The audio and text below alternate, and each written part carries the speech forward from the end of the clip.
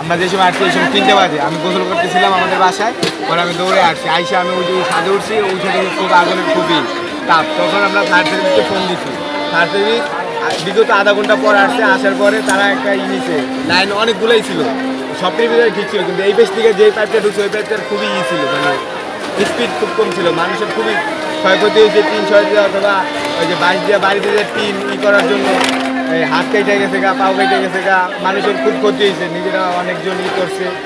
আপনার মনে করেন যে এখন তাদের থাকার কোনো জায়গা নাই, খাবারের তো কোনো ঠিক নাই, তাদের এখন যদি সরকার থেকে যদি কোনো সহযোগিতা করে তাহলে তারা সবাই অনেক হবে, সহযোগিতা যদি পায় তাহলে তারা খুব এটা থাকবে। কিন্তু এখন আমাদের একটাই চাওয়া, সরকারের কাছ থেকে সরকার যদি কিছু আর্থিক সহযোগিতা করে তাহলে তারা মানে একটু থাকতে পারে।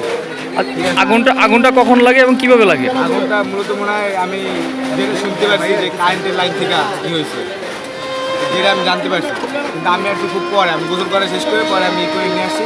তারপর আমি ওই ছাদে ছিলাম, ছাদ থেকে দেখি যে আগুনের তাপ খুবই বেশি।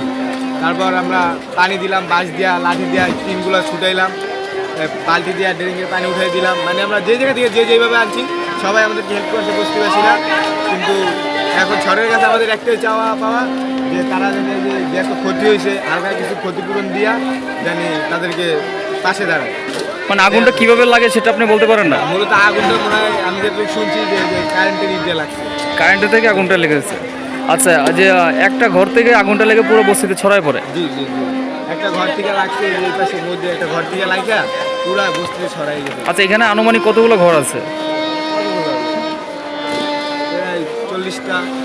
40-50টা বেশি হবে, 40-50টার মতো ঘর আছে। মনে করেন যে একবারের ভিতরে তো দোতলা বা রুম আছে না, এই হিসাব করতে গেলে প্রায় 100 প্লাসে ঘর আছে। 100 প্লাসের ঘর আছে। আর চারপাশে যাদের টিন পাড়ায় গেছে তাদেরকেও তো একটা ক্ষতি আছে, তাদের টিন হয়েছে, আবার তাদের ওই যে পাশে ওই দেখেন অনেক সিঁড়ি আছে, যে আগুন লাগে না কিন্তু তাদের মালপত্র চোরেরা নিয়ে গেছে লুটপাট করে, তাদের একটা ক্ষতিপূরণ না। আচ্ছা, আনুমানিক এখানে আপনার কীরকম মানবাধিকার ক্ষয়ক্ষতি হতে পারে আপনার ধারণা? অনেক, এটা বলা যায় এসি ছিল কারো রুমে ই ছিল, এটা ঠিক একটা ধারণা করতে পারবো যার মানে কয় টাকায় গেছে। এমনিতে কোনো মানুষের হতাহতের ঘটনা ঘটছে কিনা, কেউ আহত বা নিহত হয়েছে কিনা? এখন কিন্তু আমরা জানতে পারিনি, কিন্তু আমরা যতটুকু সম্ভব ছিল যে যারা খুব কম ইনজুরি ছিল তাদেরকে আমরা নিয়ে তৎক্ষণিক এই কাপড় দিয়ে বাইন্দা অথবা ফার্মেসি নিয়ে যাওয়া এটা করছি, কিন্তু এখন কিন্তু আমরা কোনো লিস্ট করতে পারিনি।